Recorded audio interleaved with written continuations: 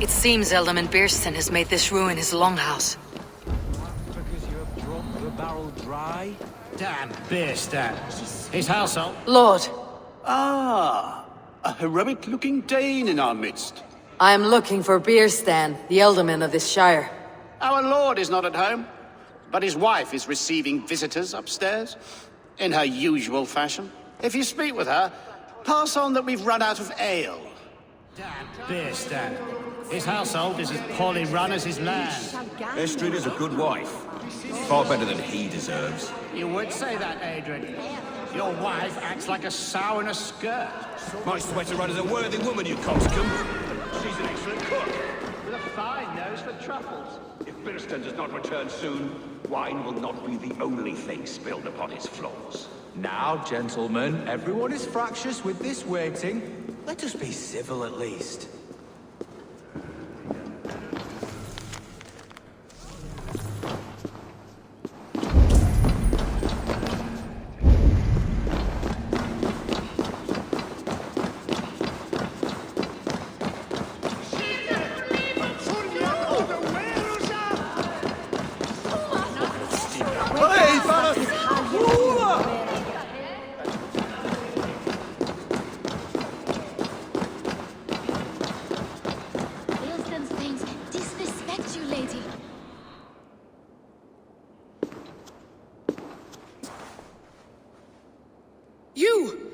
Will come at one cry from me. Sheathe your blade, lady. I am Eivor of the Raven clan, here at your husband's request. Another Dane. I am Estrid, wife of the Lord of Essex. As you may have heard, my lord is not at home. I am weary of rounding up Saxons. Is your husband stolen, drunk, or wayward? He'll be stalking the woodlands today, hunting game and ignoring the vital affairs of Essex. One such affair is why we called for you.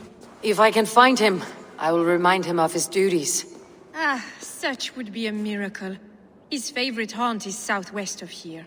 The lavender fields there attract the prey, God help him. With luck he hasn't been eaten, but I will return either way.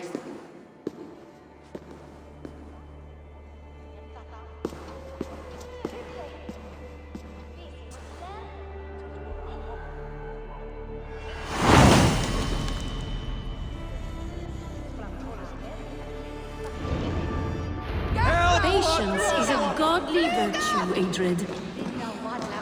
Even the saints were tired of waiting for Biersten to hang up his bow. Dear Estrid, we must discuss the affairs of this land, with or without.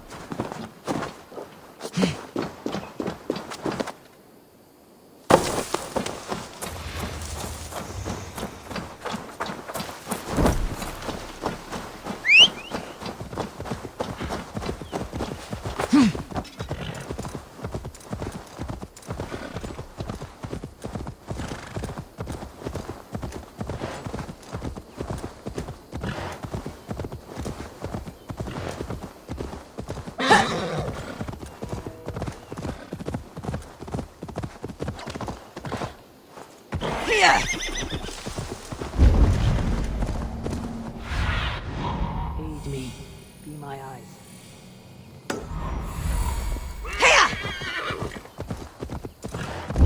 Hunting is a fine sport, but I hope the Elderman has not become the prey. No good comes from a camp this bloody. The remains of the hunting party. This one was savaged by a large animal. They were caught off guard as they supped.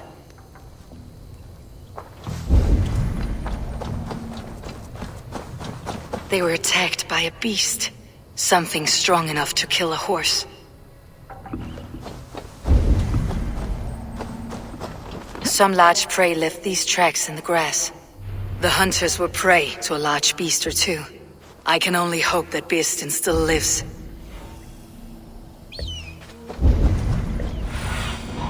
What do you see?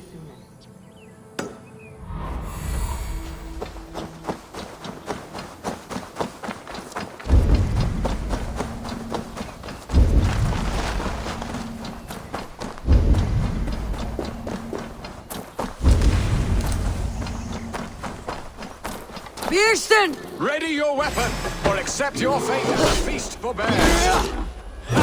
We'll fight to the death, worthy one. Do not let them charge you. Surrender!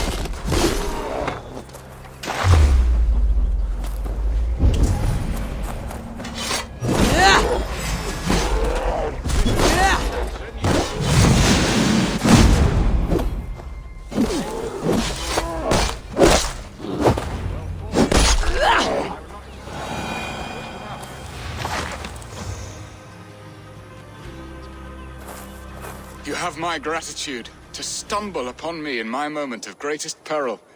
Perhaps you were God-sent. I am Estrid sent. Your wife and the Thanes of Essex both want your balls on a blacksmith's anvil. When do they not? You could return and report that the savage claw took me. Poor Birsten, his exit pursued by a bear. And make the beast Lord of Essex in your stead.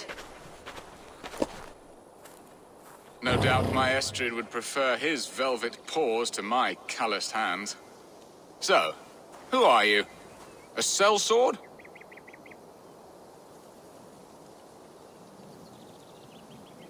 I am Eivor of the Raven Clan. You hinted at an alliance for the loan of my unique talents. Blood, yes. Let us return to Colchester at once, and we'll speak more of the delicate matter on my mind. I'm glad you answered my summons. I did not expect such a skilled fighter. It's good I came when I did. You lost many men on this hunt. Good men, all. They will have the proper rights, and their families will be cared for. Your people sacrificed much for your sport. They did. There is no balm for my tortured heart. Why did you ask me here? Do you believe in true love, Eivor? I have loved. But have you truly? Has a longing burned in your breast, a sweet, lingering pain, paralyzing you with its sting? There is pain enough in battle. I do not seek it out in love. I long for it. The thrill of a fight softly won. My wife Estrid lacks fire. She is a fish out of water, cold and dead. She showed great passion when I met her, keeping your things in check. Oh, they love her, it is true. Some with too much devotion. And I have not been...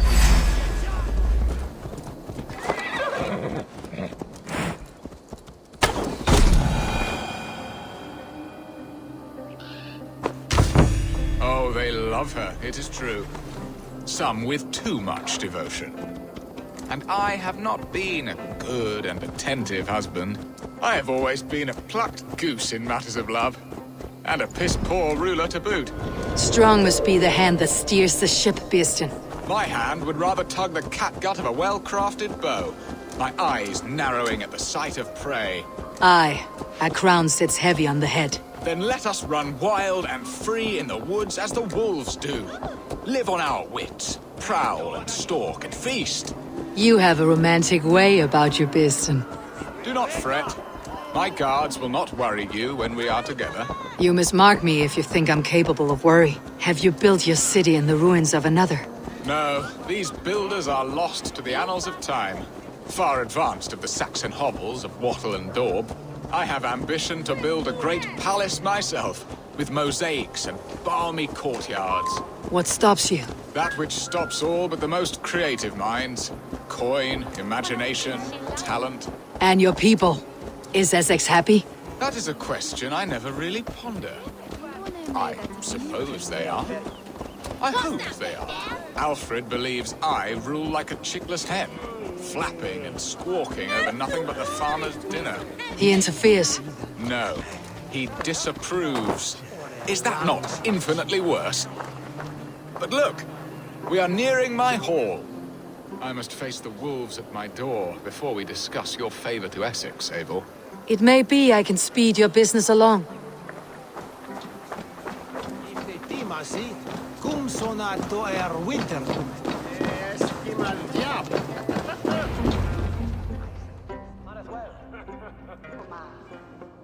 Ready to help me fend off the spears of their displeasure? Let them speak their woes. I'll advise you if I can. Who is this owl, Bearston, that twitters in your ear? An advisor, nothing more. Here to help Essex navigate her brewing storms. Now, my dear brethren, Adrid, perhaps you will start us off. What troubles you? You're a disgrace, Beerstan. Couldn't get a sow pissed in an alehouse. Alfred's men are crawling all over Essex. King Alfred, yes. Though it is within his right, the constant presence of his men is certainly an issue.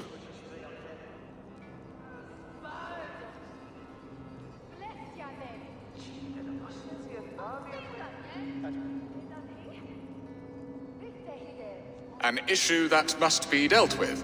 Indeed. And you, Wyatt, what do you say?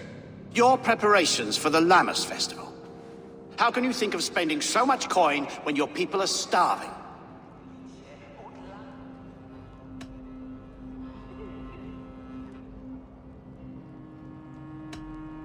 He should put his own ham-fist in his purse and contribute coin to the festival. Yes. You worry about the cost of such a festival, one that thanks God for our great harvest. Contribute your own coin, then.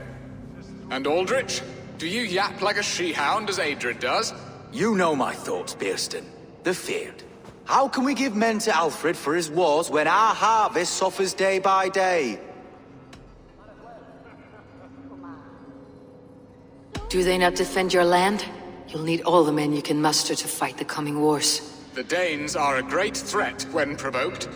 Those we cannot ally with, we must fight or lose our lands. There! Have I not answered all your questions? You are a stain on this shire, Bearstan. Useless. Useless. That's right. Yet still you haunt my hall. Be gone! I haven't time for your squabbling.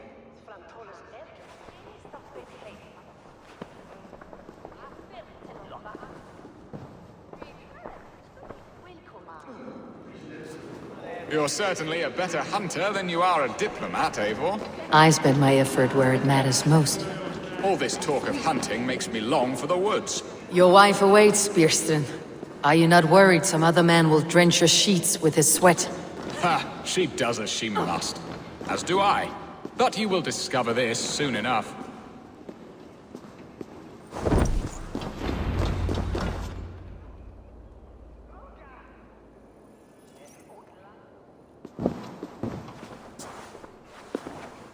You have done the impossible, Dane. Returned my errant gander to his coop. My pettish love. Such a stormy countenance clouds the sun of my return. Your thanes drank the ale the abbot gifted us. All of it. Now that is a tragedy my heart will not easily overcome. If he looked at me with the same affection he shows for hunting deer, our marriage might have survived.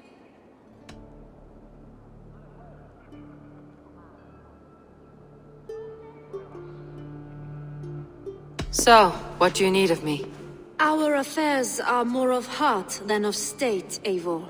What little passion there was between us faded into bickering long ago. We would have our freedom, Eivor. I from my wife, and my wife from Essex. I am too sharp a weapon for so soft a task. Why not part and be done with it? Oh, were marry a Dane and divorce as simple as a slit throat. But it's not so easy as that.